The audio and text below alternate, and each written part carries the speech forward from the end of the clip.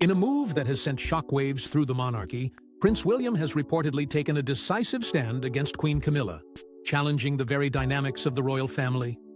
What began as a quiet rumble behind palace doors has now erupted into a full-blown royal confrontation, one that threatens to reshape the future of the crown itself. Insiders say this wasn't a spontaneous decision.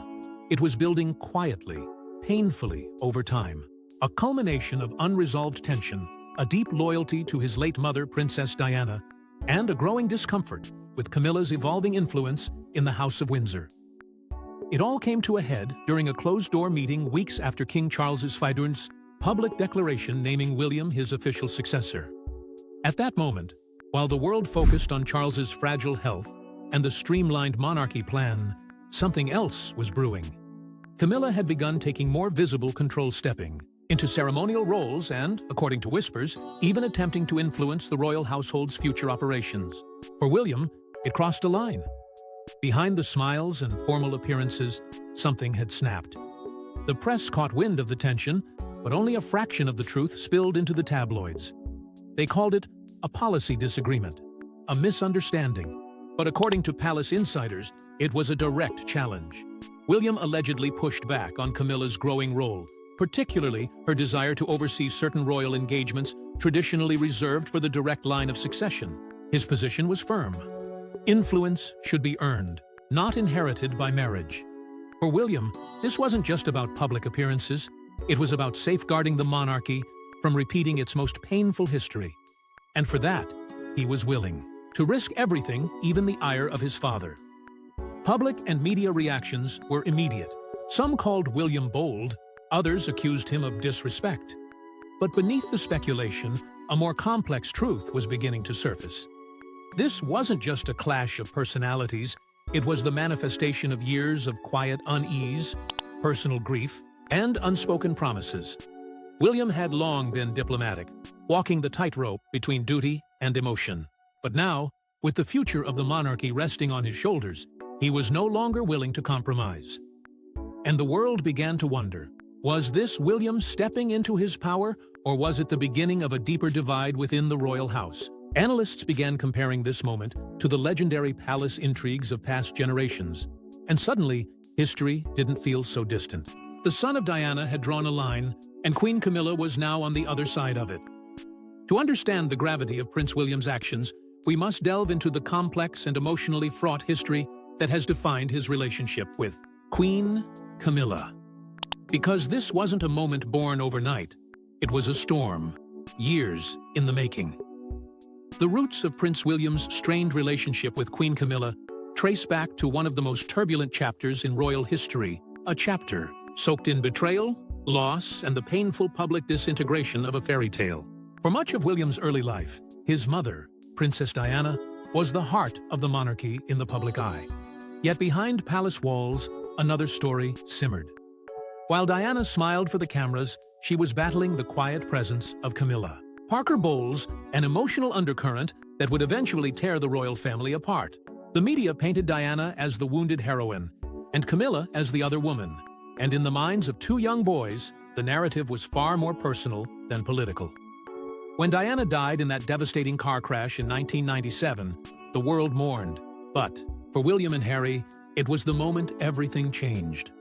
Their mother, who had shielded them from the harshest realities of royal life, was gone. And in the background of their grief, Camilla remained. For a long time, William reportedly held back his true feelings. He was only 15. But grief matures faster when surrounded by silence and ceremony. He watched as the very woman his mother feared most slowly re-entered the royal picture, not as a hidden figure anymore, but one gradually becoming part of the family. Years later, when Prince Charles announced his intention to marry Camilla, the news wasn't met with celebration behind all royal walls. William and Harry were told to embrace the change, to support the monarchy's future. Outwardly, they obliged. But inwardly, wounds remained unhealed. Reports suggest that while William tried to build some kind of relationship with Camilla, it was never built on affection. It was built on necessity. The monarchy needed stability. William, even then, understood the importance of appearances. Over time, the public's relationship with Camilla softened. Her charitable work and loyalty to Charles helped shift perceptions. But for William the transformation wasn't so simple. He had to compartmentalize. One side of him, the future king, needed to present unity. The other, still the son of Diana, carried scars the world couldn't see. And every event, every anniversary, every portrait those scars reopened. Especially when Camilla's role expanded, especially when discussions arose of her possibly being called queen. He never publicly objected, but those close to him say William watched quietly, never forgetting the years his mother suffered, never forgetting the tapes, the affairs, the humiliation. So when recent royal developments began, placing Camilla at the center of more ceremonial and symbolic roles, William's discomfort reached a quiet crescendo. His efforts to reconcile with her over the years had always walked the line of formality, not family. Now, as the future king himself, William is no longer a boy navigating grief. He's a man shaping a legacy. And that legacy, inevitably, will be defined not just by what he embraces, but what he refuses to forget. As history casts its long shadow, recent developments have brought those underlying tensions to the surface once more. And this time, the stakes are far greater than ever before. Reports suggest that a specific event served as the tipping point, prompting Prince William to take a stand against Queen Camilla, one that would break the long-held royal silence and upend expectations behind palace walls. It happened quietly, yet its impact was anything but subtle. The event in question occurred during a private royal gathering at Windsor, following King Charles's formal reorganization of royal duties. The intention was to solidify the new structure of the monarchy in light of Charles's health struggles. But what was meant to be a moment of unity became the beginning of a rift impossible to hide. As the family sat down to discuss future ceremonial roles, Camilla reportedly made a bold suggestion, one that caught Prince William off guard. According to insiders, she proposed taking on a more active leadership role in representing the monarchy at public functions traditionally reserved for direct heirs. But it wasn't just the request that stirred tension. It was how it was made. Witnesses claim Camilla spoke with an air of finality, not consultation. The implication was clear. She saw herself as the stabilizing figurehead while Charles grew weaker. And for William, it was one step too far. His reaction, though measured, was unmistakable. He voiced concern not about her competence, but about protocol. He reminded the room, not harshly but firmly, that the future of the monarchy rested on the direct line of succession. Roles were earned not through marriage, but through duty and birthright. The tension was immediate. Camilla, reportedly stunned by the pushback, said little. Charles, caught in the middle, offered no decisive comment. And the rest of the family? Silent observers in a room where history quietly shifted course. The press soon got wind of the altercation, not the details, but the fallout. Tabloids described a disagreement between senior royals. Headlines spun it as a minor dispute over scheduling, a clash of calendars. But those who follow the royal family closely knew better. This wasn't about one event. It was about boundaries, legacy, and a power dynamic that had long gone unchecked. Analysts began digging. Royal watchers speculated whether this was William drawing a line not only for himself, but for his children. If Queen Camilla was gaining ground now, what would it mean for Prince George's future? The implications for royal hierarchy were profound. If William refused to accept Camilla's growing influence, it signaled a disruption in the fragile peace King Charles had tried so hard to maintain. Royal protocol, which relies on unspoken agreements as much as official orders, was suddenly under scrutiny. Could a future king openly disagree with the queen consort without causing a constitutional crisis? Or was this simply the modern monarchy finally shedding its stiff traditions for something more transparent? Experts offered their interpretations. Some applauded William's courage, saying he was protecting the future of the crown. Others worried the move exposed a dangerous rift that could erode the monarchy's stability. But no matter the opinion, the message was clear. This was no ordinary moment. It was a calculated response to an unchecked shift in power. This pivotal moment has not only strained personal relationships, but also raised questions about the future roles within the monarchy. Because when power is challenged from within, The ripple effects are never contained to a single room, they echo across generations. The confrontation between Prince William and Queen Camilla has sparked a broader debate, one that cuts to the very core of the monarchy's structure. In a world where tradition once reigned unchallenged, this standoff has forced the public and palace alike to reconsider what power really looks like inside the royal institution. On the surface, it's a dispute between a future king and his stepmother. But peel back the layers, and it becomes something much more dangerous.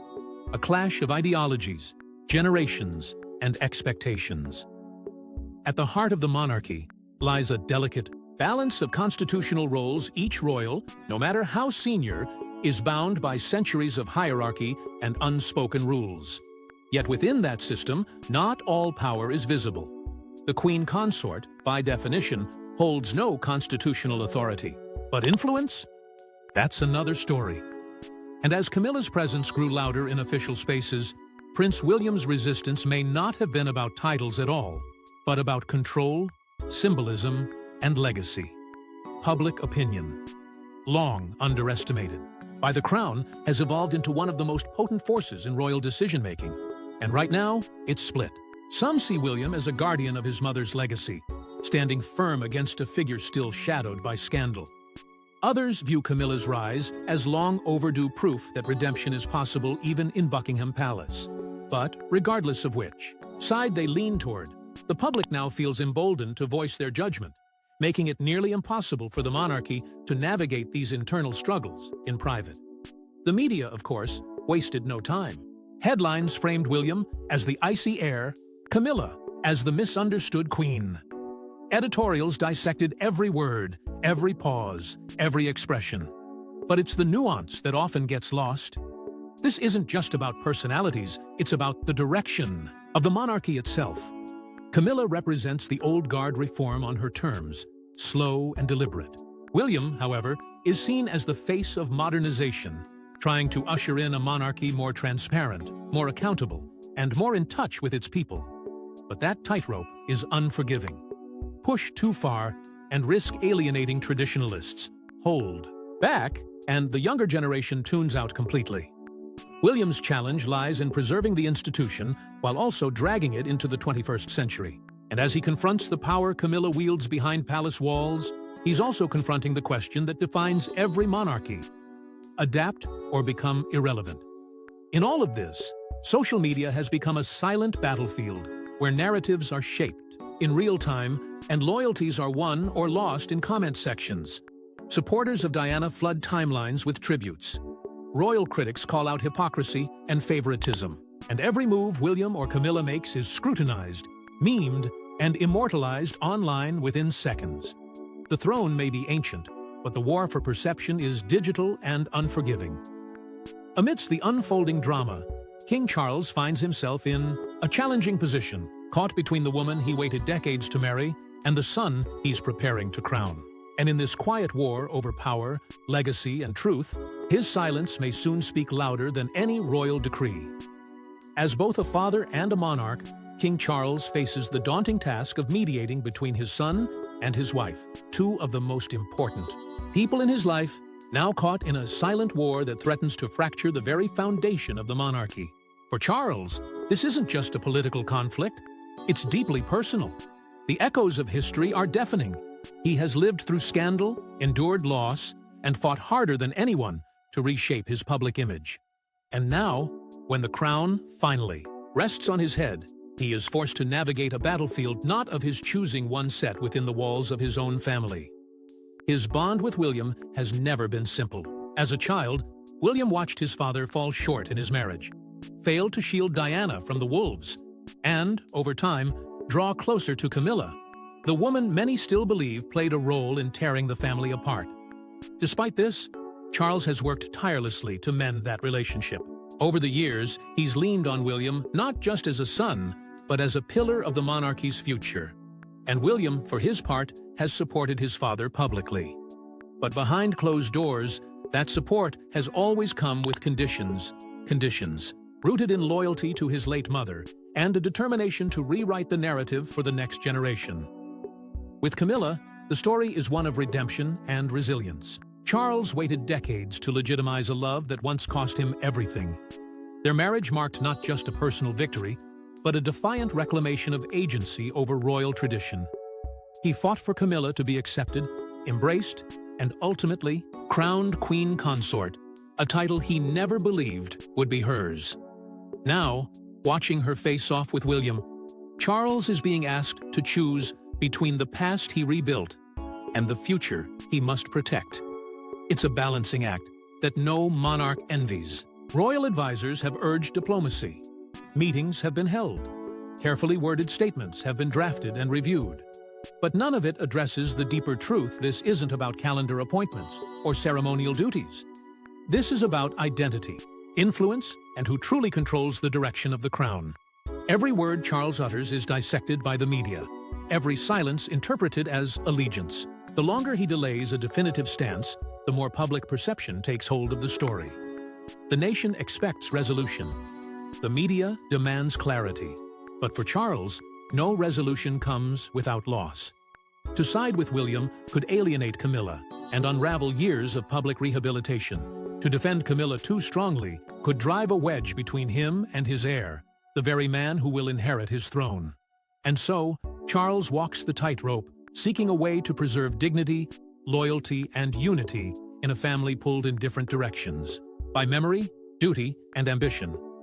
The internal strife within the royal family has not gone unnoticed, drawing varied reactions from the public and media alike. And as the pressure builds, the world watches not just for Charles's next move, but for the cost it will demand. The public and media have been quick to weigh in on the reported discord between Prince William and Queen Camilla, and the responses have been nothing short of explosive. Within hours of the first whispers leaking from palace insiders, headlines erupted across the UK and beyond. "The heir draws the line," read one paper. Another, more dramatic, splashed, "William versus Camilla, the crown in crisis." Across television panels and social platforms, the debate ignited. Was this the rightful heir defending the integrity of the monarchy, or a simmering resentment finally boiling over? Social media turned into a battleground of conflicting emotions. Hashtags like San Team William and San Defend the Queen trended side by side, drawing stark lines in the sand. On one side stood those loyal to Diana's legacy, who viewed William's pushback as long overdue, a son refusing to allow history to be rewritten. On the other, supporters of Camilla insisted she had earned her place beside Charles through years of quiet loyalty and tireless work, weathering decades of public scrutiny to finally find acceptance. Polls painted a nation divided. In one survey, 61% of respondents sympathized with William's stance, citing concerns over Camilla's increasing influence. Yet another showed rising support for the Queen Consort, especially among older generations who admired her resilience. The generational split was striking. Younger Britons viewed William as a reformer, a symbol of modern royalty, while older citizens clung to tradition and continuity, seeing Camilla as a stabilizing figure during uncertain times. Meanwhile, royal historians were quick to contextualize the moment. They drew comparisons to previous periods of palace tension, Princess Margaret's heartbreak, Edward VIII's abdication, the Diana years, and suggested that while internal conflict within the monarchy isn't new, this time felt different. Because now, every word, every pause, every private meeting is documented, dissected, and judged in real time. The royal family no longer operates in the shadows of grand halls, but in the blinding light of 24/7 scrutiny. Public relations teams inside the palace reportedly went into overdrive. Carefully crafted statements were released, designed to downplay the tensions while reaffirming the unity of the monarchy. But the effort seemed futile. The public could sense the discomfort behind the words, the tension behind the smiles. Commentators questioned why the palace hadn't acted sooner to prevent the narrative from spiraling. Silence, in today's media climate, no longer implies dignity, it signals evasion. This latest controversy has begun to take on a life of its own, morphing into a public referendum on the monarchy's future. The stakes are no longer just personal, they're institutional. The crown's image, once insulated by tradition and protocol, now bends under the weight of real-time reaction and unforgiving commentary. Every unresolved conflict risks becoming not just a footnote in royal history, but a rupture in royal trust. As the royal family grapples with internal challenges, attention turns to the future and the possible paths forward. Because while this rift may have begun behind palace walls, its resolution or escalation now lies squarely in the public eye. The current tensions may herald significant changes in the structure, and perception of the British monarchy changes that could alter the course of royal history. With the internal clash between Prince William and Queen Camilla now exposed, the institution stands at a crossroads. What began as a personal disagreement has spiraled into a national conversation about power, legacy, and the future of the crown. And the consequences could be far-reaching. Behind palace walls, senior aides and advisors are reportedly reassessing roles, protocols, and the long-standing rules that have governed the royal family for generations. Because now, silence is no longer an option. Strategy is survival. One of the most immediate implications centers around succession planning. While King Charles has publicly confirmed William as his successor, the timing of a formal transition may now accelerate. There are whispers that Charles, facing both age and mounting pressure, may choose to quietly pass down more responsibility, perhaps even earlier than expected. William, once simply the future, now increasingly acts like the present. But with that power comes a delicate balancing act. He must carry the monarchy forward without appearing to overshadow the very institution his father still leads. At the same time, questions loom over Camilla's position. While legally queen consort, her public role may be strategically reduced in the wake of this dispute. Sources suggest that upcoming ceremonial duties may subtly shift away from Camilla to focus more on William and Catherine, sending a signal that the monarchy is preparing for its next chapter. This wouldn't be a formal demotion, but a recalibration, one designed to lower tensions, manage public perception, and steer the royal narrative toward unity rather than conflict. And at the heart of it all lies the monarchy's most urgent mission: modernization. In a world dominated by instant headlines and digital judgment, the royal family knows it cannot operate by outdated rules. This moment, though uncomfortable, has become a catalyst. William's challenge to Camilla wasn't just about influence, it was about relevance. The monarchy must evolve, or risk becoming a relic. Public trust isn't inherited, it must be earned, over and over again. If there is a lesson to be learned from this crisis, it's that no family, no matter how royal, is immune to discord. But how that discord is handled becomes the true test of leadership. The crown's greatest strength has always been its ability to adapt while appearing unshaken. And now, more than ever, that illusion must become reality. Public confidence hangs in the balance, and the eyes of the world remain fixed on every move they make. In the days ahead, expect carefully coordinated public appearances, unified messaging, and a renewed focus on service. These are not just image-saving gestures, they are survival strategies. The monarchy must restore faith, not just in its figureheads, but in its very purpose. Because if the royal family is to endure another generation, it must first prove that it can overcome its own divisions. In light of these developments, the royal family faces the challenge of healing and moving forward together. But reconciliation, in a kingdom built on appearances, is never simple, especially when the pain runs deeper than protocol can disguise. Despite the current discord, there remains hope for reconciliation and a renewed sense of unity within the royal family. The institution, for all its tradition and pageantry, has weathered storms before. It has fractured, bled, and been humiliated on the world stage. But it has also healed. History offers reminders that even the deepest royal wounds can be mended. Not through public spectacle, but through private resolve. The rift between King George VI and Edward VIII, the estrangement of Princess Margaret, the public unraveling of Charles and Diana, each a scar, each followed by some form of reconciliation, however imperfect. The crown has always found a way to survive. But survival now demands something more than diplomacy. It demands humility. At the core of any healing is the willingness to listen. And for Prince William and Queen Camilla, the road back to mutual respect begins not with headlines, but with conversation.